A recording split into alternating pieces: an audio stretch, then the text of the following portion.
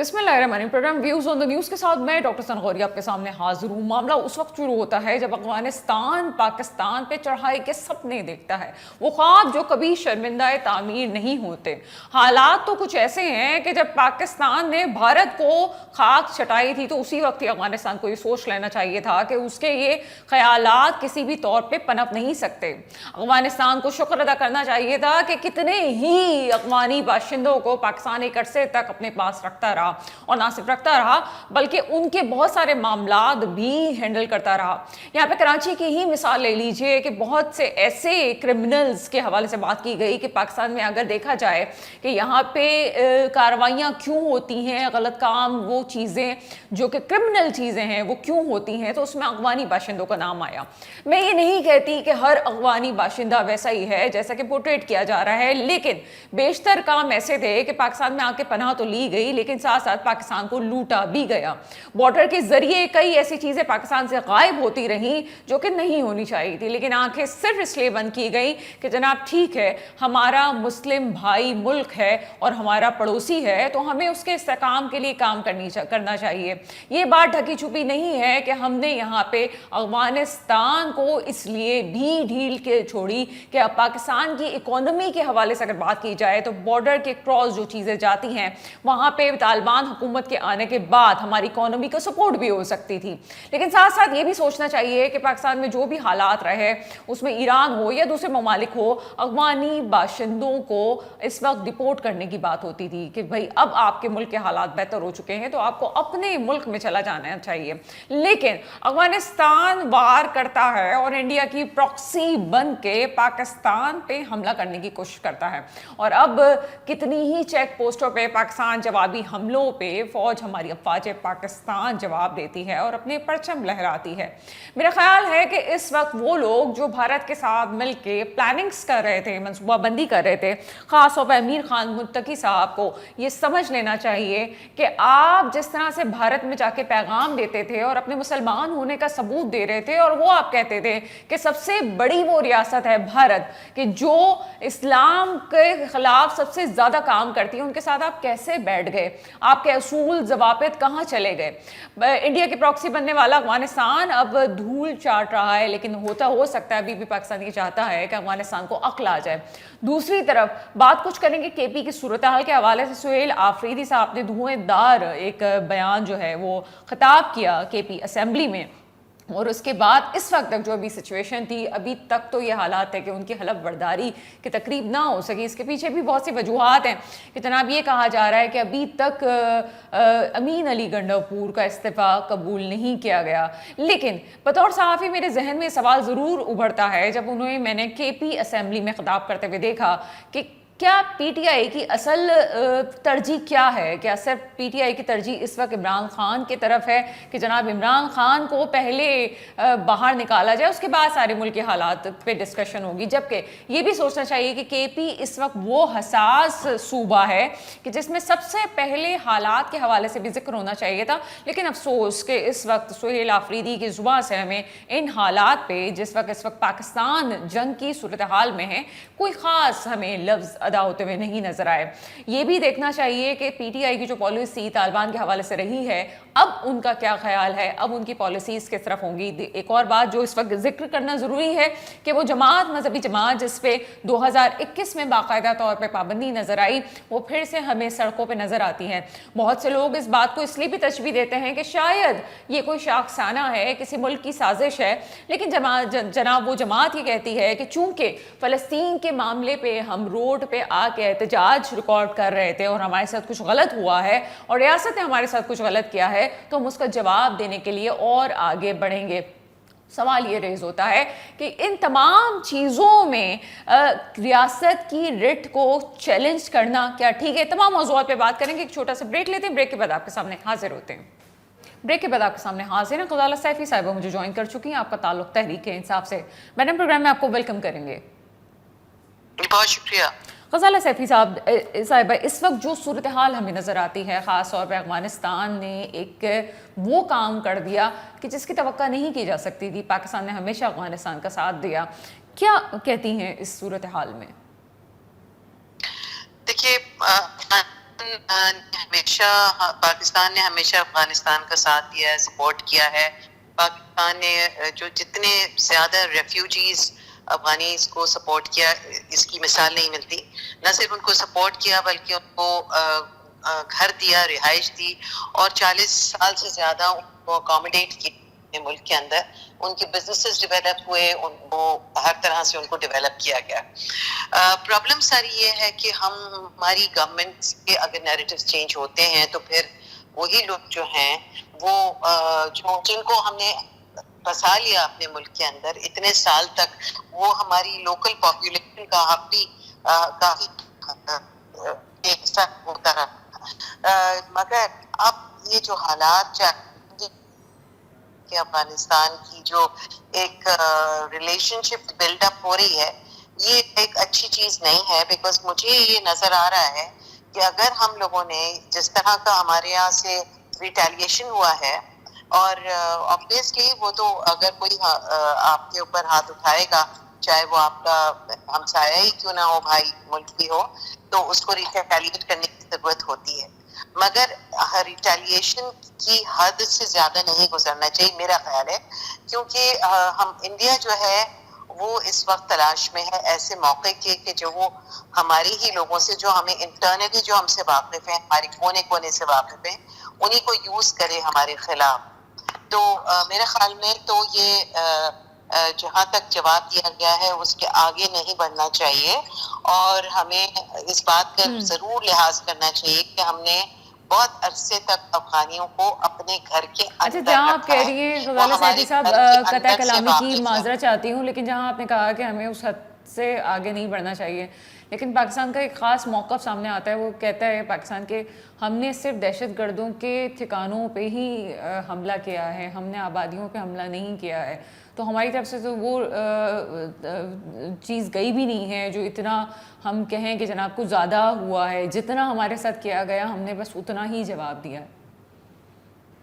ٹھیک ہے، میرے خیال میں جواب دینا بھی ضروری تھا، مگر جواب دینے سے اتنا آگے نہیں بڑھنا چاہیے کہ انڈیا کو موقع ملتا ہے کہ وہ ہی لوگوں کو، کیونکہ آفٹر آل افغان جو ہے وہ مسلمان قوم ہے، اور انہوں نے ٹف ٹائم دیا ہے رشیا کو بھی اور امریکہ کو بھی، اور ہمارے پاس قوت موجود ہے کہ کسی بھی قسم کی ریٹیلیشن چلنے کی طاقت ہے ہماری اور ہماری فوج. مگر ہمیں اس وقت ایک بہت ہی فضلہ سنجی اور بہت سمجھداری کے ساتھ موو کرنا ہوگا، کیونکہ پاکستان جو ہے وہ انٹرنلی بھی کافی چیزوں میں جو ہے اس وقت پرابلمس کا شکار ہے. پاکستان کے انٹرنل معاملات جو ہیں ان کو بھی دیکھنا چاہیے، کیونکہ ہم جہاں ایک بڑی قوم اور بڑی بہادر قوم بن کے ابھرے ہیں دنیا کے نقشے پہ، اس وقت ہماری عزت ہے. تو ہمیں اس وقت اپنے ملک کے جو عوام ہیں ان کی بھی عزت کو پامال نہیں کرنا چاہیے، کیونکہ کسی بھی قسم کا ایسا ماحول کریٹ کرنے سے جس میں ہم اپنے ہی لوگوں کو بھی اس حد تک چلے جائیں جہاں پہ ہمارے ہاتھوں سے چیزیں نکل جائیں. پاکستان ہمارے لیے سب سے قیمتی چیز ہے، پاکستان ہماری سالمیت ہے، ہمارا اسلام کا قلعہ ہے اور ہماری مضبوطی. اور اسلام کے قلعے کو، پاکستان کو ہم خود اپنی کسی غلط حکمت عملی سے نقصان نہیں پہنچا. اچھا، دوسرے مدعے کی طرف آتے ہیں. اس وقت امین علی گنڈاپور کا جانا، استعفیٰ انہوں نے ایک دفعہ دیا، پھر کہا کہ جناب سائن ٹھیک نہیں ہے، دوسری دفعہ بھی انہوں نے دے دیا. سہیل آفریدی صاحب کا بیان، خطاب آتا ہے، دھواں دھار خطاب وہ کرتے ہیں. لیکن میں آپ سے یہ سوال پوچھنا چاہوں گی کہ ان کے خطاب میں آپ کے لیڈر کی، ہر کسی کے لیے اس کا لیڈر امپورٹنٹ ہوتا ہے، لیکن لیڈر کے علاوہ بھی ایک بہت حساس صوبہ ہے کے پی کے، اور اس وقت جنگ کی صورتحال ہے. کیا ان کا خطاب جسٹیفائی ہوتا ہے؟ کیا کہتی ہیں آپ؟ بالکل جسٹیفائی ہوتا ہے. اس میں کیا خرابی ہے کہ اگر کوئی اپنا چیف منسٹر جو بھی بنتا ہے اور لیڈر آف دا ہاؤس بنتا ہے تو وہ تقریر کرے گا. آپ نے شہباز شریف کی پچھلے ٹرم کی تقریریں نہیں سنی، اور جو بے تکان وہ بولتے ہیں جب بھی ان کو موقع ملتا ہے. دیکھیے، جب لیڈر آف دا ہاؤس اگر کسی بھی پارٹی کی لیڈرشپ نے سجیسٹ کیا، تمام ممبرز نے ان کو ووٹ دیا اور وہ ایمرج ہوئے ہیں as a party leader in کے بھی. تو اور علی امین گنڈاپور نے بڑی بہت اچھے طریقے سے اور اپنا امیڈیٹلی اپنا استعفیٰ دیا، اور گورنر کو کوئی حق نہیں پہنچتا کہ ایک ڈیموکریٹک پروسیس کو روکے یا کوئی بھی اس ڈیموکریٹک پروسیس کو روکے.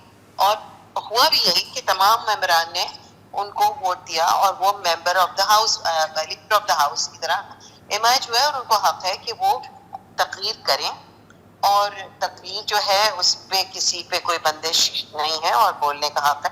میرے خیال میں تو اس کو اتنا بڑھانا چڑھانے کی ضرورت ہی نہیں ہے. لیکن میڈم ایک خاص پی ٹی آئی کا اور آپ کے لیڈر کا طالبان کے حوالے سے ایک سافٹ کارنر رہا. آپ نے چاہا کہ وہ بھی مسلم کنٹری ہے, اس کے ساتھ جس طرح سے طالبان کی حکومت آئی ہم نے دیکھا کہ آپ نے اس کو مانا بھی, پاکستان نے اس کو تسلیم بھی کیا, آپ کی گورنمنٹ بھی تھی. اب آپ کیا سمجھتی ہیں کہ حالات بہت مختلف ہو گئے ہیں, کیا پی ٹی آئی اب طالبان حکومت کو تسلیم کرے گی یا ان کا ساتھ دے گی؟ دیکھیے پی ٹی آئی حکومت کوئی الگ حکومت نہیں ہے. پی ٹی آئی جو ہے وہ پاکستان کا ایک اپوزیشن بگ پارٹی ہے اور جس کو اس کا حق نہیں دیا جا رہا. اور آپ دیکھیے کہ جو الیکشنز ہوئے تھے 2024 کی فروری میں, اس میں بھی ان سے حق چھینا گیا. اب اگر ہر طرح سے, اور دوسری یہ کہ جب بھی پی ایم ایل این کی گورنمنٹ آتی ہے, میں بانگی کہوں گی, کبھی بھی پی ایم ایل این کی حکومت آتی ہے, ہمیشہ کے پی کے اندر یہ کوئی نہ کوئی قسم کی شرارت کرنے کی کوشش کرتے ہیں. دیکھیے کسی بھی صوبے کو جہاں پر اگر سندھ کے اندر لوگ پیپلز پارٹی کو ووٹ دے رہے ہیں تو کیا سندھ کے اندر آپ ایسے لوگ چھوڑ دیں گے کہ جو وہاں پہ مس مینجمنٹ ہو جائے؟ ایسی بات نہیں. اگر پاکستان تحریک انصاف کو سپورٹ ہے کے پی سے اور پچھلے 10 سال سے سپورٹ ہے تو اس میں تکلیف کی کیا بات ہے. اور اگر چیئرمین ہے پاکستان انصاف کے عمران خان, انہوں نے چوز کیا ہے ایک آدمی کو ایز اے ریپرزینٹیٹو, تو اس میں آپ ایک طاقت نظر آ رہی ہے کہ ابھی بھی عمران خان کی طاقت تحریک انصاف کی کے پی کے اندر.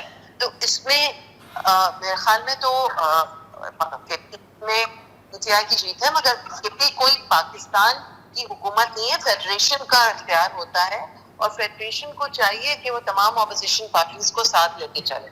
اگر فیڈریشن جو ہے وہ اپوزیشن پارٹیز کو یا کسی بھی صوبے کے حقوق کو نگلیکٹ کرے گی یا ان کی آواز کو دبانے کی کوشش کرے گی یا کسی بھی ایک دھڑے کی آواز کو دبانے کی کوشش کرے گی, تو آپ دیکھیے جو آج ہوا ہے. اگر ٹی ایل پی تو ہمیشہ اس قسم کی چیزیں کرتا ہے, ہمیشہ حکومت کے خلاف این وقت پہ کہیں وہ ایمرج ہو جاتے ہیں. تو اگر ان کو ایک اسٹریٹجکلی ہینڈل کیا جا سکتا تھا, نہ بجائے اس کے کہ جس طرح گولیاں چلا کے ان کے وہ جو لوگ مرے وہ تو عام لوگ تھے نا, اور ان کے بھائی, تو یہ دیکھنے کی ضرورت ہوتی ہے کہ آپ کس طرح ایک چھوٹے سے دھڑا تھا لوگوں کا جو کہ نکل گیا وہاں پر پروٹیسٹ کرنے کے لیے, تو ان کے اوپر اتنی گولیاں برسانے کی کیا ضرورت تھی؟ میرے سمجھ میں نہیں آتا کہ ہم اپنے ملک میں بھی انریسٹ کریں گے, ملک سے باہر بھی لڑیں گے, تو آپ کو ملک کے عوام کی سپورٹ چاہیے بھائی. لیکن غزالہ سیفی صاحب آپ ایک سینئر پولیٹیشین ہیں, آگے نہیں بڑھ سکتے. آپ ایک سینئر پولیٹیشین ہیں. غزالہ سیفی سے قطع کلامی کی معذرت چاہتی ہوں, لیکن مجھے اس بات کا تو جواب دے دیجئے کہ ریاست کی ریٹ کو چیلنج کرنا کس حد تک ٹھیک ہے؟ فوجی بھی ہمیشہ ہماری دعاؤں سے آگے بڑھے ہیں. غزالہ سیفی صاحب, ریاست کی ریٹ کو چیلنج کرنا کہ این او سی ان کو ملا نہیں تھا. آپ جس جماعت کی بات کر رہے ہیں, جس مذہبی جماعت کی تاریخ کی آپ بات کریں, 2021 میں بھی بڑا ٹف ٹائم وہ جماعت آپ کو بھی دے چکی ہے. 2018 میں جو حالات, میں یہی کہا کہ ہر دفعہ یہ کرتے ہیں, مگر جس طرح سے ان کو چلا کے ڈسپرس کرنے کی کوشش کی گئی ہے, یہ اچھی چیز نہیں تھی, جس میں اتنے سارے لوگ زخمی ہو کے مر گئے. یہ this is not setting a good example for the country and the people of country کہ آپ پروٹیسٹ کرنے کا اختیار ہی نہیں. یہ کون سی ڈیموکریسی ہے؟ یہ ڈیموکریٹک سسٹم کا پھر کوئی پروسیس نہیں ہے. لیکن کیا آپ سمجھتی ہیں کہ کوئی بھی غزالہ سیفی صاحبہ کوئی بھی جتھا اٹھتا ہے تو ان پہ گولیاں نہ چلائیں, ان کو کوئی جگہ دے, این او سی دینے میں کیا تکلیف تھی ایک چھوٹی سی پارٹی کو, اور وہ بھی کوئی بڑی پارٹی نہیں ہے, تھوڑی سی جگہ ایک دے دیتے ان کو کہ بھائی چلو یہاں پروٹیسٹ کرو اتنے گھنٹے. غزالہ سیفی صاحبہ, کسی بھی کیس کو حل کرنے کے لیے اس کی ہسٹری دیکھی جاتی ہے. جب ایک جماعت کی پیچھے تاریخ اور پورا اس کی اسٹریٹجی پتہ ہو تو اس دارالحکومت پہ کس طرح سے آنے کی اجازت دی جا سکتی ہے؟ میں بات کر لوں غزل. کرتی ہوں اپنے ملک کی سالمیت. ہمیں اپنا ملک اپنی جان سے پیارا ہے. ہمیں اپنے ملک کا ایک ایک خطہ اپنی جان سے پیارا ہے. ہمیں اس ملک کا ہر بچہ اپنی جان سے پیارا ہے. اس لیے ہمیں جو بھی حکومت ہے، اسٹیبلشمنٹ ہے، ان کو پہلے اپنے ملک کے بچوں، عورتوں کی عزت اور وقار کو رکھتے ہوئے پھر فیصلے کرنے ہیں. کچھ فیصلے ڈیفیکلٹ ہوتے ہیں یقیناً، مگر اس میں گولی نہیں چلائیں پلیز اپنے لوگوں کے اوپر. لیکن غزالہ سیفی صاحب یہ بھی تو دیکھیے کہ ہم ابھی بھارتی میڈیا کو دیکھ رہے ہیں، اور بھارتی میڈیا اس چیز کو جتنا بڑھ چڑھ کے بتا رہا ہے، اس طرح سے جس مذہبی جماعت کے حوالے سے آپ اس وقت بات کر رہی ہیں، کیا پھر بہت ساری گتھیاں. میڈم میں ایک بات کو نہیں مجھے اندازہ ہے آپ کیا کہہ رہی ہیں، میں اس کو سیکنڈ کر رہی ہوں، میں اس کو سیکنڈ کر رہی ہوں. غزالہ سیفی صاحب میرا جملہ کمپلیٹ. میڈم آپ نہیں کر رہی، آپ سپورٹ نہیں کر رہی. نہیں میں آپ کو یہ نہیں کہہ رہی آپ سپورٹ کر رہی، میں آپ سے ایک لاجیکل کوشچن پوچھ رہی ہوں. ہاں زندگی پاکستان کی ایڈمنسٹریشن کا فلو ہے. لیٹ می کمپلیٹ غزالہ صاحبہ کا let me complete just a minute. جب ہم لال مسجد کی گتھی کو نہیں سلجھا سکے، ملک کے اندر بھی گولی چلائیں. ہم اس قسم کی حکومت نہیں ہے، ہم اس قسم کا ملک نہیں ہے، ہم اس قسم کے لوگ نہیں ہیں. خدا کے واسطے امیج بلڈنگ بڑے سالوں بعد ہوتی ہے، بہت قربانیوں کے بعد ہوتی ہے. پاکستان ایک بڑا مستحکم ملک ہے، اس کی جڑوں کو نہ میرا اس ٹی ایل پی سے کوئی واسطہ نہیں، نہ میں اس کو سپورٹ کرتی ہوں. انہوں نے تو ہر دفعہ مگر اس طرح سے میں صرف ایڈمن اور پاکستان کی گورنمنٹ اور اس کو اسٹیبلشمنٹ کو ایڈریس کرتی ہوں کہ یہ طریقہ کار غلط ہے.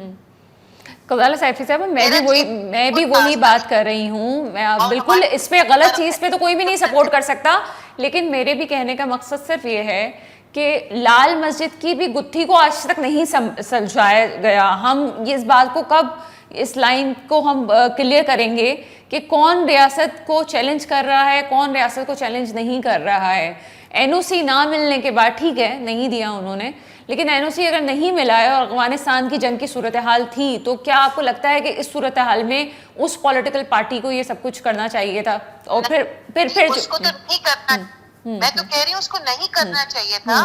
وہ ہمیشہ غلط سٹیپس لیتے ہیں، مگر وہ اتنے بڑے نہیں ہیں کہ ان کو اس طرح سے الگ کرنے ڈسپرس کرنے کی کوشش کی جاتی. وہ بہت تھوڑی سی جماعت تھی، بہت تھوڑے سے لوگ تھے اور ان کو ہینڈل کیا جا سکتا تھا. میں یہ کہہ رہی ہوں. اچھا اب اس طرف بھی آ جاتے ہیں سہیل آفریدی صاحب کی طرف. ایک طرف تاثر امین علی گنڈاپور کا یہ تھا کہ جناب وہ ایک اسٹیبلشمنٹ کے ساتھ ان کی سیاست کو، ان کی بات کو لے کے چلتے ہیں، ان کے موقف کو لے کے چلتے ہیں. سہیل آفریدی صاحب کا کیا آپ سمجھتی ہیں کہ وہ کس طرح سے، کیا مزاحمتی، انہوں نے جیسے اسمبلی فلور پہ ویسے خود کہہ دیا ہے کہ میں مزاحمتی سیاست کی طرف آؤں گا، آپ کیا سمجھتی ہیں کہ کے پی کی صورتحال میں کیا مزاحمتی سیاست ٹھیک رہے گی؟ دیکھیے کسی صوبے کے اندر مزاحمتی سیاست اچھی نہیں ہوتی ہے. بہت شکریہ. ہمارے ساتھ غزالہ سیفی صاحبہ موجود تھیں. آپ کا تعلق تحریک انصاف سے ہے. ایک چھوٹا سا بریک ہوتا ہے، بریک کے بعد آپ کے سامنے حاضر ہوتے ہیں. بریک کے بعد آپ کے سامنے حاضر ہیں. یہ بات کہنا ضروری ہے کہ کسی بھی گیسٹ کی رائے سے ہمارا متفق ہونا ضروری نہیں ہے. جہاں تک یہ بات کہی جاتی ہے کہ کوئی مذہبی جماعت ہو یا کوئی بھی ایسا مسئلہ ہو، اس میں ریاست کیا رول ادا کرے اور کیا نہ کرے، لیکن ایک حقیقت یہ بھی ہے کہ جب جنگ کی صورتحال ہو تو کسی بھی جماعت کو اس طرح سے ریئیکٹ کرنے کے حوالے سے سوچنا ضرور چاہیے. یہ کہنا کہ بے نظیر صاحبہ کو مار کے، تو یہ بھی بات کلیئر ہونا ضروری ہے کہ بے نظیر صاحبہ کو مارنے میں کسی پاکستان کے کسی شخص کا ہاتھ نہیں تھا. تو یہ باتیں جب کہی جاتی ہیں اور یہ جب کہا جاتا ہے کہ جناب کے پی حکومت صرف اپنے لیڈر کے لیے آگے آئے گی اور مزاحمتی صحافت کا علم کیوں نہ وہ اٹھائے، تو یہ بھی سوچنا چاہیے کہ کے پی وہ صوبہ ہے جو ہمیشہ سے حساس رہا ہے. وہاں کی بارڈرز کے حوالے سے، جغرافیہ کے حوالے سے بات کرتے ہوئے پہلے اگر سوچ لیا جائے تو زیادہ بہتر ہے کہ مزاحمتی سیاست ہوتی کیا ہے اور کے پی میں اگر کوئی عہدے پہ ہے تو اسے کون سے بیانات دینے چاہیے. بہرحال پروگرام کا سلسلہ آگے چلاتے ہیں اور ندیم رضا صاحب سینئر صحافی ہمارے ساتھ موجود ہیں. سر پروگرام میں آپ کو ویلکم کرتے ہیں. بہت شکریہ آپ کا. ندیم رضا صاحب، اس وقت جو صورتحال ہے افغانستان نے پاکستان پہ جس طرح سے حملہ کیا اور پھر پاکستان نے منہ توڑ جواب دیا، اوور آل صورتحال تو ہم دیکھ رہے ہیں، اس پہ کامنٹس بھی بہت آ رہے ہیں، لیکن اس وقت کچھ جماعتیں اب بھی یہ بات کرتی ہیں کہ اتنا شدید ری ایکشن نہیں دینا چاہیے تھا جس طرح سے پاکستان نے دیا، کیونکہ ابھی بھی پاکستان کے اندر پراکسیز موجود ہیں جو کہ شاید ہمارے خلاف کوئی کام کر سکتی ہیں. کیا ہم اس ڈر اور خوف میں رہیں گے کہ پاکستان کے ساتھ اندرونی طور پہ کیا ہو سکتا ہے، یا ہم نے جو ڈیسیجن لیا وہ بالکل ٹھیک تھا اور ہمیں ایسا ہی کرنا چاہیے تھا؟ دیکھیں، ڈر اور جہاں تک بات رہی ڈر اور خوف کی، اور ڈر اور خوف سے جو میں اتنا آپ کو واضح طور پہ کہہ دوں، اس سے انسان جو ہے جیتا ضرور ہے لیکن سر اٹھا کے نہیں جیتا. وہ ایک زندہ لاش کی طرح ہوتا ہے، اس کا کوئی پرسن حال نہیں ہوتا، سب اس سے جان چھڑایا کرتے ہیں. اور دنیا کا اصول یہی ہے کہ طاقت کو ہی دوام ہے اور کمزور کو کوئی سہارا دنیا میں کوئی نہیں دیتا. آپ اپنے ارد گرد میں بھی دیکھیں گے، انسان جب بھی کوئی لاغر ہو رہا ہوتا ہے تو اس کو سہارا نہیں دیتے. جب اس کو علاج کی ضرورت ہوتی ہے اس کو گراتے ہیں، جب گر جاتا ہے تو بولتے اٹھاؤ جلدی سے اسے پہنچاؤ، یہ شریعت کا تقاضا ہے. تو طاقت آلویز طاقت ہی سروائیو کرتی ہے. اور پاکستان نے دیکھیں جس طرح سے بھارت کے جواب دیا تھا، وہ جو جواب دیا چند گھنٹوں کے اندر بالکل پلٹ کے رکھ دی تھی بازی پاکستان نے. اور اسی طرح افغانستان کی جو بات رہی اسی کے اوپر فوکس کرتے ہیں. جیسے افغانستان نے اس پاکستان میں دراندازی کی، پاکستان کی سالمیت کو نقصان پہنچانے کی کوشش کی، تو پاکستان کیسے برداشت کر سکتا ہے؟ پاکستان تو وہ ملک ہے جس نے پورے اپنے ملک کو تباہ برباد کر لیا. اس ملک کے اندر منشیات کلچر، کلاشنکوف کلچر سارا کا سارا کہاں سے آیا؟ اسی کی وجہ سے یہاں پر اس پاکستان میں فرقہ واریت پھیلی. وہ سارا کچھ وہاں سے ہمیں تحفے میں ملا، اس کے باوجود ہمیں کیا ملا؟ ہمیں تباہی و بربادی، خودکش حملے، دھماکے، تخریب کاری، دہشت گردی، یہ سارے لوازمات جو ہے سب وہاں سے ہمارے ملک میں آئے. اور اب بھی جیسا کہ آپ نے کہا کہ پراکسیز ہیں اور کچھ لوگ ہیں جو نہیں چاہتے کہ پاکستان میں سکون ہو، امن ہو، اور وہ اسی لیے ان کی سفارشیں کر رہے ہیں کہ ان سے مذاکرات کیے جائیں. یس، مذاکرات بھی کر لیں گے، کس نے انکار کیا؟ جو فیصلہ ٹیبل پہ ہی ہوتا ہے. لیکن اس ٹیبل پہ آنے کے لیے جو کہ لوازمات ہوتے ہیں، آپ کو کسی کو مجبور کرنا ہوتا ہے. اگر آپ کیونکہ امن کو ہمیشہ جب آپ ایک طرف رہیں کہ نہیں اب کے مار والی تو بات نہیں ہے. ایک ملک چلا رہے ہیں، کوئی نہ کوئی دکان چلا رہے ہیں، نہ کوئی چھوٹا موٹا کوئی کاروبار کر رہے ہیں. ملک چلانے کے لیے آپ کو سامنے سینہ سپر ہونا پڑتا ہے، کھڑا ہونا پڑتا ہے، جواب دینا پڑتا ہے. آپ جواب نہیں دیں گے تو نہ کوئی ٹیبل پر آئے گا اور نہ پھر آپ کو کوئی منہ لگائے گا. تو بھارت پاکستان نے جو کیا دکھا دیا کہ انہوں نے پہلے تو بمباری کر لی جو کیا، لیکن اس کے بعد جو ہم نے دیکھے 21 چوکیوں کے اوپر جو قبضہ کر لیا، پاکستانی پرچم لہرا دیا، تو اس کے بعد بھی سناٹا ہو گیا، وہاں سے کچھ نہیں ہوا. اور پھر یہاں پہ بھی جو آوازیں اٹھ رہی تھیں ان میں بھی خاموشی آ گئی ہے کہ ہم نے دیکھا کہ نہیں پاکستان تو منہ توڑ جواب دے رہا. پاکستان تو اب وہ چیز نہیں رہا کہ ہم بولتے تھے کہ ہم یہ کر دیں وہ نہیں، ہم کر کے بتاتے ہیں. اب آ جاؤ بات کرنے کے لیے. تو اسی طرح سے مملکتیں جو ہے سروائیو کرتی ہیں جب آپ سینہ اٹھا کے، سر اٹھا کے آپ جیتے ہیں تو تبھی ہوتا ہے. اسی کو عزت ملتی ہے. کمزور کو کہیں بھی کسی بھی جگہ کوئی ٹھکانہ نہیں ملا کرتا ہے. تو یہی بات ہے جو کے پی میں جو صورتحال ہے، خرابی کی بنیادی وجہ یہی ہے کہ ریاست کہہ رہی ہے کہ ایکشن لیا جائے. جو دہشت گرد ہیں جو ملک کو نقصان پہنچا رہے ہیں، جو پراکسیز ہے، پہلے ایک پراکسیز تھی، اب دوسری بھی اور تیسری بھی، سارے کے سارے پاکستان کے اوپر جو نا یہ جت پڑیں گے. وہ جو افغانستان جو ملک ہے، جو دوحہ کا جو معاہدہ ہوا تھا امریکہ کے ساتھ، جس میں پاکستان نے اہم ترین اور کلیدی کردار ادا کیا تھا، یہ طالبان کے تمام فیکشنز کو جمع کر کے بٹھانے کے لیے وہاں پہ مذاکرات کامیاب پاکستان نے بنائے دوحہ میں. اس کی پہلی شق ہے اس کے جو معاہدے کی، اس میں یہی ہے کہ افغانستان کے جو حکمران جو آئیں گے، طالبان گورنمنٹ میں آئے گی جو اس وقت جو ہوا تھا 2021 میں، تو اس میں یہ طے پایا تھا کہ افغانستان کی سرزمین کسی دوسرے ملک کے خلاف استعمال نہیں ہونے دے گی. لیکن اگر آج آپ دیکھیں مسلسل افغانستان کی زمین پاکستان کے خلاف استعمال ہو رہی ہے. گو کہ پاکستان بار بار دستاویزات کی ثبوت کے ان کو پیش کر چکا ہے کہ یہ یہاں پہ کمین گاہیں دہشت گردوں کی موجود ہیں، وہ داعش ہو، طالبان ہو یا دوسرے فتن خوارج ہو. اس طرح کی جو ڈینس وہاں پہ بنی ہوئی ہیں ان کے خلاف کارروائی کی جائے، وہ نہیں کرتے. تو پاکستان نے تمہیں سروائیول کے لیے کارروائی تو کرنی ہے، ہاتھ باندھ کے تو نہیں بیٹھ سکتے. ہم نے پہلے 2022 میں بھی کی تھی، 19 سال بھی کی، اس سال بھی شروع میں کی تھی کارروائی اور اب بھی کارروائی کی. اور جو کارروائی کی ہے وہ دنیا نے دیکھا. اس کے بعد جب ٹیلی فون کالیں آئیں اس کے بعد افغانستان کو پھر بند کرنی پڑی. تو ندیم رضا صاحب نے آپ کو اپنی موجودگی کا احساس دلانا چاہیے. ندیم رضا صاحب بات کا رخ ایک اور طرف لے کے چلتے ہیں. سینئر صحافی ہیں آپ. بھارت کا منہ کالا ہوا, اس کے میڈیا کا منہ کالا ہوا جس وقت پاکستان اور بھارت کی جنگ ہوئی, اور جتنا جھوٹ اگلا گیا یہ آپ کے اور ہمارے سامنے, خود ان کی عوام نے جس طرح کا ان کا مذاق اڑایا وہ بھی ہمارے سامنے. ابھی امیر خان متقی صاحب وہاں پہ پہنچتے ہیں, وہ ایک الگ سلسلہ ہے, لیکن مذہبی جماعت کا دھرنا ہو, چاہے یہ ہمارے اپنے پاکستان کے کچھ صحافی, مجھے افسوس کے ساتھ کہنا پڑتا ہے کہ وہاں جا کے انڈیا میڈیا میں جا کے پاکستان کی تذلیل کر رہے ہیں, کس قسم کے پاکستانی ہیں. لیکن اس وقت بھی آپ نے دیکھا ہوگا کہ بھارتی میڈیا صحافت کا جو دھجیاں اڑا رہا ہے اس کے اصولوں کی, کیا کہیں گے اس حوالے سے؟ آپ دیکھیں بھارت ایک جھوٹ کے کوئی پیر نہیں ہوتے, وہ ہوا میں ہوتا ہے, وہ لنگرنگ ہوتی ہے بالکل ہی, اس کا ہوا میں معلق ہوتا ہے, وہ جہاں ہوا چلتی ہے وہیں چلا جاتا ہے. اور جو سچ ہوتا ہے وہ مضبوط ہوتا ہے. اگر 10 سال 50 سال کے بعد بھی آپ سے کوئی بات پوچھی جائے گی جو حقیقت پر مبنی ہوگی تو آپ کو یاد کرنے کی ضرورت نہیں ہوگی, ازبر آپ کے منہ سے نکل جائے گی. اور جو جھوٹ ہوتا ہے اس کے اپنے بھی نہیں ہوتے کیونکہ بے بنیاد چیز ہوتی ہے. اور یہ ہم نے دیکھ لیا تھا جو مختصر سی جو ہماری مئی میں جو جنگ ہوئی تھی پاکستان کی, جو بھارت کے نے جو جارحیت مسلط کی تھی اس کا جو جواب دیا تھا وہ سب پوری دنیا نے دیکھا. تو بھارتی جو میڈیا ایکسپوز ہوا تھا, ایون پوری دنیا نے کیا, بھارت کے اپنے عوام بھی ان کے خلاف تھے میڈیا کے, جو جس طرح سے دقیانوسی جو جھوٹ پر مبنی چیزیں بیچ رہے تھے, وہ کہ کراچی پہ قبضہ کر لیا, لاہور آ گئے تو یہاں سب تباہ برباد کر دیا. کہاں سے کیا کر دیا, کچھ تو ہو.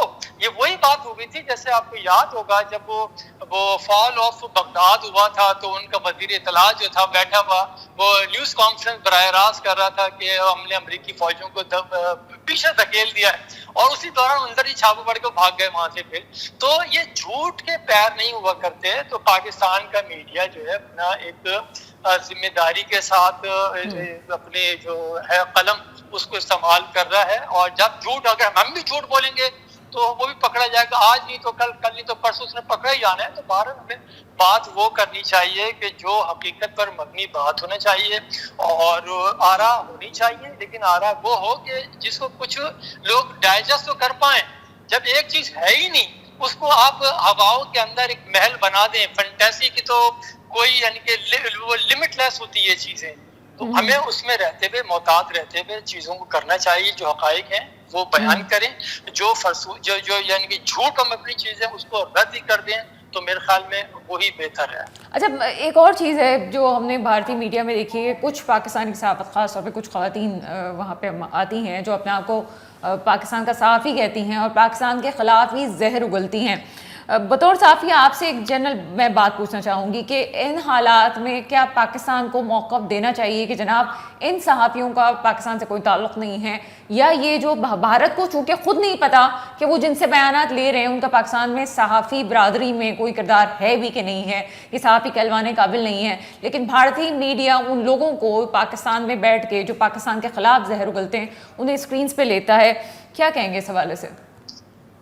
اب تو دیکھیں نا, ہر کوئی اپنے اپنے مطلب اور اپنے اپنے مفاد کے تحت چیزیں نکال کے لے کر آتا ہے. وہ جہاں پہ وہ اپنا چہرہ صاف ستھرا دکھائے اور دوسرے کے چہرے کو مست کرے, تو وہ سب کو رائٹ ہے میرے خیال میں, ہر کسی کو کرنا چاہیے. لیکن آپ ہر کسی اس کو جواب دینے اگر کھڑے ہو جائیں گے تو آپ کا جو کام سارا ختم ہو جائے گا. اور یہ دیکھیں اس کی جو نا زندگی نہیں ہوتی, جھوٹ کی جیسے پیر نہیں ہوتے تو اسی لیے اس کی لائف لائن کوئی ہوتی ہی نہیں ہے, وہ وقتی طور کے اوپر ہوتا ہے اور اگلے لمحے ہی ختم ہو جاتا ہے. ہاں وہ الگ بات ہے کہ جو ہمارے سادہ ذہن ہے, معصوم لوگ ہیں, وہ اس پروپیگنڈے میں آ جاتے ہیں. وہ مقصد بھی اس کا بیسکلی یہی ہوتا ہے کہ پروپیگنڈا کیا جائے, لوگ کو اس کی حوصلہ شکنی کی جائے اور حوصلے پست کیے جائیں, بتایا جائے کہ نہیں دیکھیں وہ اس طرح کی حرکتیں کر رہے ہیں اور ہم پاکیزہ ہیں.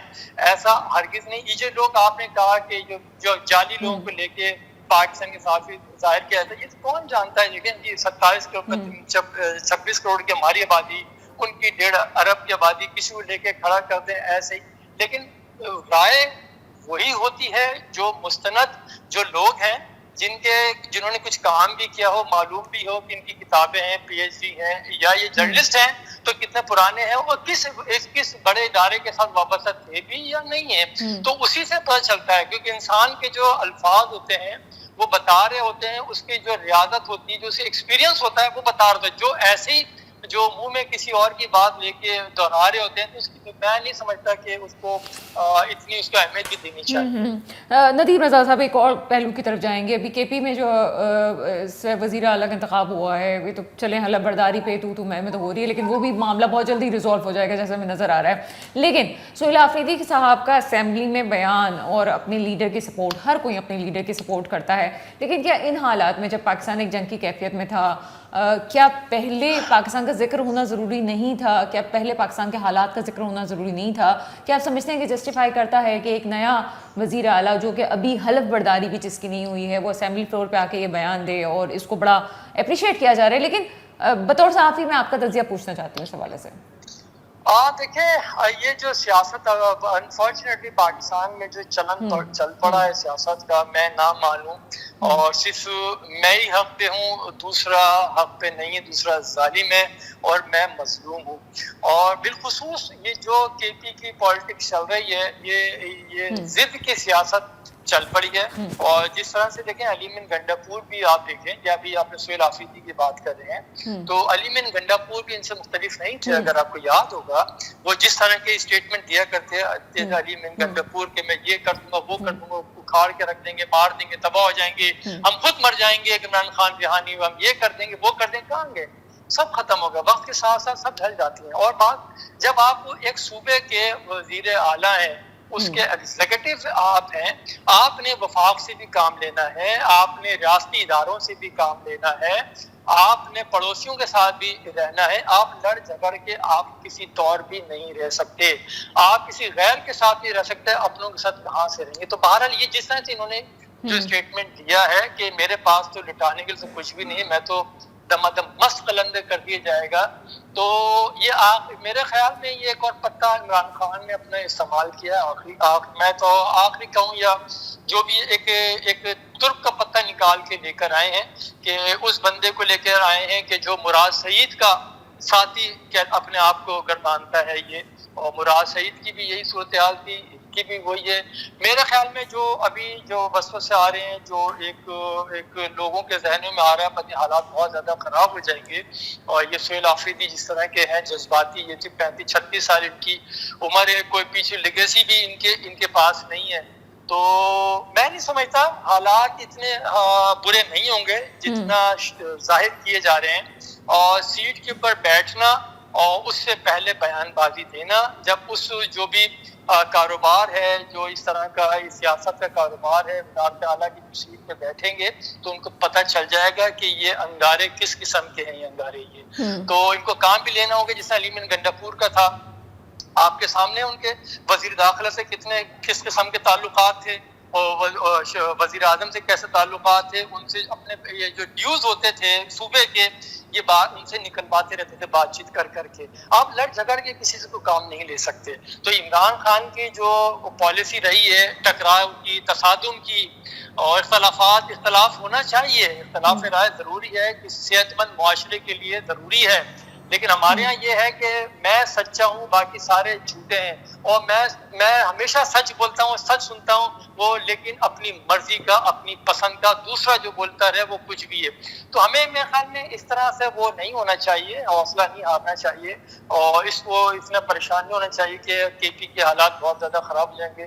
میں سچ کوئی ایسا چیز وہ نہیں دیکھ رہا, یہ سوائے چند ایک روز کی ہے, کیونکہ ایک نیا تاج سر پہ سجا ہے, اور لوگوں میں بہرحال ایک حرارت ضرور ہے. جو علیمن گنڈاپور نے تحریک انصاف میں جس طرح سے گروپ بندیاں پیدا کر دی تھی, وہاں پہ جو پرانے لوگ تھے ان سب کو ہٹا دیا تھا. تو بہت شکریہ ندیم رضا صاحب ہمارے ساتھ موجود تھے. ایک چھوٹے سے بریک کا وقت ہے, بریک کے بعد آپ کے سامنے حاضر ہوتے ہیں. بریک کے بعد آپ کے سامنے حاضر ہیں, اور جس طرح سے چیزیں چل رہی ہیں اس میں ضروری ہے کہ وہ تجزیہ لیا جائے جو واقعی کہتے ہیں نا کہ چوٹ لگنے والی بات ہے. اور ایسے شخص میرے ساتھ موجود ہیں جو ان کو خاص طور پہ ان حوالے سے کافی نالج ہے. لیفٹیننٹ جنرل ریٹائر معین الدین حیدر صاحب میرے ساتھ موجود ہے. سر پروگرام میں آپ کو ویلکم کرتے ہیں. بہت شکریہ, السلام علیکم. معین الدین حیدر صاحب، اس وقت جو حالات ہیں افغانستان کے، اور اس وقت ہم دیکھ رہے تھے کہ امیر خان متقی صاحب بھی پہلے بھارت پہنچے، اس کے بعد افغانستان نے جو ایک میرے خیال ہے کہ ایک وہ امیچور حرکت کی کہ جس کے حوالے سے سوچا بھی نہیں جا سکتا تھا. کیا کامنٹ کریں گے اس حوالے سے؟ دیکھیے، افغانستان کے ساتھ تو ہمارا بارڈر کے اوپر جھڑپیں ہوتی رہتی ہیں. آپ نے اکثر پچھلے 2-3 سالوں سنا ہوگا کہ تورخم بند ہو گیا، آج چمن بارڈر بند ہو گیا، کئی ہفتے بندش رہتی ہے، نہ ان کے ٹرک آ سکتے ہیں نہ ہمارے جاتے ہیں. اور پھر اس کے علاوہ سرحدی جھڑپیں بھی ہو جاتی ہیں، پوسٹوں سے فائر شروع ہو جاتا ہے، پھر ہمارے لوگ بھی فائر کرتے ہیں. یہ تو سلسلہ چلتا رہتا ہے. ساتھ ساتھ میں پاکستان کی سرتوڑ کوشش یہ ہے کہ مذاکرات کے ذریعے سے مسائل حل کر لیے جائیں. مسائل کیا ہیں کہ وہاں 2-3 جماعتیں ایسی بیٹھی ہیں جو پاکستان کے خلاف وہاں کارروائیاں کرتی ہیں اور پھر واپس افغانستان میں جا کے اپنے سینکٹریز میں بیٹھ جاتی ہیں. تو ان سے مذاکرات کر رہے ہیں، کبھی کہتے ہیں اچھا دیکھتے ہیں، کبھی کہتے ہیں وہ ہمارے کہنے میں نہیں ہے. تو ہم کہتے ہیں ہمیں کہنے میں نہیں ہے تو آپ نے کیوں رکھا ہوا ہے وہاں پر، ان کو نکالیں وہاں سے. یہ سلسلہ چلتا رہتا ہے. پاکستان کے پرائم منسٹر اور دوسرے لوگ 4-5 ڈیلیگیشن لے کر گئے ہیں، لیکن اس کے خاطر کا نتائج جو ہے وہ نہیں ملے. تو اب یہ سلسلہ ہو گیا کہ پاکستان کے بھی آئی تھنک جو ہے صبر کا پیمانہ لبریز ہو گیا ہے. اب انہوں نے جو کارروائی کی ہے بہت سارے اپنی سرحدی پوسٹوں سے کہ فائرنگ کر کے پاکستان میں، اور پھر دوبارہ سے دہشت گردوں کو داخل کیے جائے، ان جتوں کو بھی ساتھ میں لے کر آئے ہوئے تھے. تو پاکستان نے پھر ان کے اوپر جو ہے واپس جوابی کارروائی بھی کی ہے. اور اس سے ایک رات پہلے انہوں نے ایئر فورس بھی اپنے استعمال کیے یا دوسرے ذرائع استعمال کیے کہ جو اپنے بہت سے کیمپ یہ پاکستان کی جو رینج ہے ویپنز کی اس سے باہر نکال کے ڈیپ لے گئے تھے افغانستان، کابل کی طرف یہاں وہاں. تو پاکستان نے وہاں بھی حملہ کیا ہے بہت پریسائز. اور پھر سرحد میں بھی حملہ پاکستان نے بہت اس کا مضبوط جواب دیا ہے. لیکن ایسے وقت میں یہ ہے جب ان کا جو اپنا فورن منسٹر ہے وہ دہلی میں موجود ہے، ہندوستان میں موجود ہے، امیر متقی صاحب، اور وہاں پر وہ چونکہ یہ بہت آداب جو ہے ڈپلومیٹک آداب سے واقف نہیں ہے، کہ جس میں یہ ہے کہ اگر آپ ایک ملک میں گئے ہوئے دورے پر تو اپنے ایک دوسرے پڑوسی ملک کے خلاف بیٹھ کے وہاں پر اسٹیٹمنٹ ایسے نہیں دینا چاہیے، نہیں دیے جاتے، لیکن وہ دے رہے ہیں. اور وہ ان کو ایک موقع مل گیا کیونکہ ان کے اوپر چونکہ اٹیک ہوا ہے تو یہ ان کو موقع مل گیا ہے کہ اس کو رسپونڈ کرنے کا، کیونکہ ان کی وہاں بہت آؤ بھگت ہو رہی ہے. لیکن ایک دو باتیں ہیں اس میں، اس پر ٹھیک ہے ہندوستان بھی ہم سے یہ کہتا ہے، جھوٹ کہتا ہے، اکثر فاسٹ فلیگ آپریشن کرتا ہے کہ پاکستان نے پہلگام کر دیا، پاکستان نے یہ کر دیا، جی پاکستان نے وہ کر دیا. اور پھر لاسٹ ٹائم اس نے بہانا بنا کے پاکستان اٹیک بھی کر دیا تھا. تو اس سے پہلے تو خالی یہ تھا کہ جی یہ ڈائلاگ جب تک چل رہا ہوتا ہے دو ملکوں میں تو یہ تھوڑا سا مسئلہ ڈاؤن رہتا ہے. جب ڈائلاگ بند ہوئے جس طرح انڈیا پاکستان کا بند ہے آج کل، تو اس کے بعد انہوں نے حملہ کر دیا تھا ہمارے اوپر، پھر ہم نے بھی اس کا بڑا سا جواب دیا. اس طرح اگر آپ کو یاد ہو، بہت حیران کن طور پر ایک دن ایران نے پاکستان کے جو حصہ ہے بلوچستان میں وہاں پر میزائل مار دیا. بڑا پاکستان میں حیرانی ہو گئی کہ یہ کیوں ہوا ہے.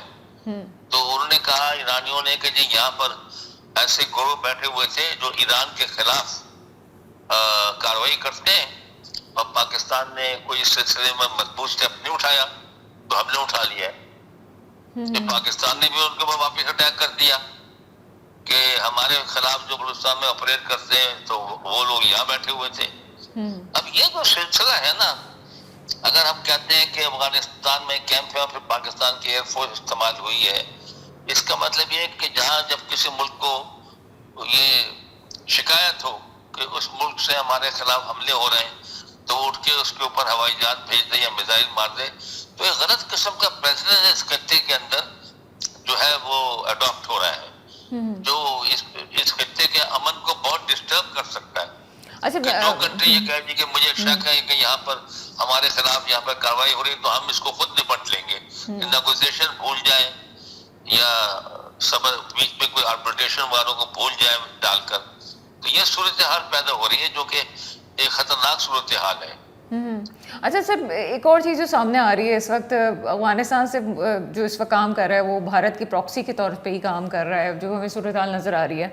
भारत बड़ा खुश था इस कार्रवाई से, और साथ साथ ये भी इत्तलात आ रही थी कि हम जो है इस दफ़ा पाकिस्तान की कराची के बॉर्डर्स को हम जो है टारगेट करेंगे, कराची नेवी को हम टारगेट करेंगे। लास्ट टाइम हमारी नेवी की तरफ से, बहरिया की तरफ से जो है काफ़ी कमी रह गई, तो इस तरफ हमारे टारगेट्स अलग होंगे। ये आपको क्या लगता है, इसे प्रेशर भारत देना चाह रहा था कि जनाब एक तरफ से बाहर हो रहा है तो दूसरी तरफ से भी हम कर सकते हैं? क्या ख़तरात मौजूद हैं? चूँकि इस वक्त पाकिस्तानी अवाम ये सोच रही है, जो तासुर इंडिया भारत के मीडिया की तरफ से भी दिया जा रहा है, कि शायद पाकिस्तान पे भारत वापस से हमला करने की तैयारियां कर रहा है। जी, उनके जो बयानात हैं उनके एयरफोर्स चीफ के, आर्मी चीफ के, सबके, मोदी साहब के अपने, वो तो इसी तरफ इशारा कर रहे हैं। और उनके जो डिफेंस मिनिस्टर रामनाथ साहब, वो तो एक जो था अपना हमारे BRP और जो हमारा राम कच्छ के इलाका है जहाँ 65 में जंग भी हुई थी, उसके नजदीक एक अपना शहर से या नेवी के अपने बोर्ड से ये कह रहे थे कि ये सरकरीक का रास्ता जो है ये यहाँ से कराची पोर्ट को जाता है। तो हम अभी, ये कमर्शियल हब है पाकिस्तान का और इकोनॉमिक हब है, अभी हम इस रास्ते से उसको तबाह कर देंगे एक दफा, नेवी की ताकत इस्तेमाल करते हुए ये रास्ता। तो पहले तो बात समझने की कि रास्ता एक तरफा नहीं होता। जो रास्ता सरकरीक से कराची को आ रहा है वो कराची से सरकरीक से होता हुआ हिंदुस्तान के शहरों में, बठिंडा में भी जा रहा है, बाकी जगहों पर भी जा रहा है।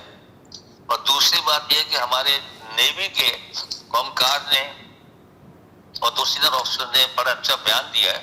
उन्होंने कहा जी हाँ, हम सुन रहे हैं इंडियन नेवी के थ्रेट्स को, उनके सबको, और हमको पता है कि हमें इसकी तैयारी करनी है, उसका तोड़ करना है। तो हम तो चाहते हैं कि वो जो IS विक्रांत जो उनका एयरक्राफ्ट करियर उसको निकाल के बाहर लाते हैं डराने धमकाने के लिए। वो कहते हैं हम तो चाहते हैं कि वो हिंदुस्तान की बंदरगाहों से बाहर निकले ताकि हमें शिकार करने में थ्रू सबमरीन उसकी आसानी हो। वो हर दफा उसको छुपा के रखते हैं, लाते नहीं गहरे पानियों में। तो ये तो पाकिस्तान ने कहा है, और पाकिस्तान ये भी कहा है कि हम देख रहे हैं कि हिंदुस्तान की नेवी भी स्ट्रॉन्ग है, लेकिन हमने ऐसे स्टेप्स उठाए हैं कि हम उनका खातिर का मुकाबला करके उनको बहुत नुकसान पहुंचा सकते हैं। और बाकी पाकिस्तान ने तैयारी पकड़ी हुई है, उनको हिंदुस्तान को तो पता है कि किसी वक्त भी वो ऐसी बातें करता है, और इंडिकेटर उसके आ जाते हैं। नॉर्मली जब फौजें मूव करती हैं बॉर्डर की तरफ, तो अम्युनिशन का मूव करना, राशंस का, फ्यूल का, इट्स अ बिग एक्सरसाइज जो चलती है लॉजिस्टिक्स की। तो वो इंडियन को ला रहे हैं, हम भी कुछ कर रहे हैं, लेकिन आजकल ये इंडिकेशन जो है वो जरा कमजोर इसलिए पड़ गई है कि आजकल उनको मोबिलाइज किए बगैर, बॉर्डर पे जाए किए बगैर बूट से बॉर्डर को क्रॉस किए बगैर आप ड्रोन्स को और मिसाइल्स को और एयरफोर्स को इस्तेमाल करके बहुत दूसरे मुल्क को डैमेज पहुंचा सकते हैं, जिस तरह ये पिछले दिनों बयान महसूस पे हुआ था, और उसकी वजह से जंग बंद हो गई थी फिर। जी सर, दूसरी तरफ एक और चीज़ आ रही है जो मैं आपसे ख़ास तौर पे पूछना चाहूँगी कि तमाम चीज़ों पे अफगान बाशिंदों के हवाले से जो पाकिस्तान की पॉलिसी है, इस पर कुछ कमेंट कर दीजिएगा कि अब मज़ीद जो पॉलिसी सख्त होने की बात हो रही है। अभी हम तलाल चौधरी साहब का भी बयान सुन रहे थे कि कारोबार के हवाले से और कोई भी रियायत नहीं बढ़ती जाएगी। इस हवाले से क्या आपका तज्जिया है? जी सॉरी, मैं सवाल समझ नहीं सका। अभी जो हुकूमत पाकिस्तान के हवाले ने प्रेस कॉन्फ्रेंस की, उनके तर्जुमान ने, मतलब तलाल चौधरी साहब की तरफ से हम प्रेस कॉन्फ्रेंस सुन रहे थे, और ये कहा जा रहा था कि अफगान शहरियों के मामले पे बिल्कुल भी रियायत नहीं बढ़ती जाएगी, और उसमें मजीद बता दिया गया है कि मजीद सख्ती की जाएगी। क्या कमेंट करेंगे इस हवाले से? देखिए, बात यह है, जब इनकी मजबूरी थी, रूस ने इन पर अटैक कर दिया था, सोवियत यूनियन ने, तो पाकिस्तान ने इनको अपने इलाकों में पनाह दी, और ज़फर हक साहब ने इनको बेइंतहा कंसेशन दे दिए कि अपनी गाड़ियां भी साथ ले आओ, फैमिलीज को भी साथ ला सकते हो, ये हथियार भी रख के ले आए। लोग कहते हैं नारकोटिक्स भी बहुत ले आए, फिर पाकिस्तान में ये सब चीजें फैल गई, क्लाशकाव भी फैल गया, नारकोटिक भी फैल गए, क्राइम भी बढ़ गया, और ये पाकिस्तान के सब इलाकों में चले गए। शराब कोर्ट में भी आ गए, कोर्ट में प्रॉपर्टी खरीद ली, होटल खोल लिए। तो मतलब ये है कि फिर इनको तो यहाँ मजा आ गया, क्योंकि वहां तो बहुत सख्ती है कि यहाँ तो म्यूजिक नहीं प्ले कर सकते, ये नहीं कर सकते, वो नहीं कर सकते।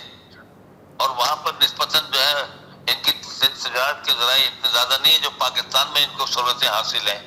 तो अभी ये वापस जाने से गुरेजा है, ज्यादा नहीं चाहते, क्योंकि यहाँ इन्होंने प्रॉपर्टी भी खरीद ली है, हाँ मुझे आइडेंटिटी कार्ड भी जाली बना लिए हैं, पासपोर्ट भी बना लिए हैं, तो ये जाना नहीं चाहते। लेकिन पाकिस्तान कह रहा है कि भाई अभी आपकी हुकूमत आ गई है, अभी अमेरिका नेटो में चला गया, सोवियत यूनियन में चला गया, तो वहाँ आपके अपने लोग हुकूमत कर रहे हैं, तो वापस जाए, अभी वहाँ आपकी जरूरत है।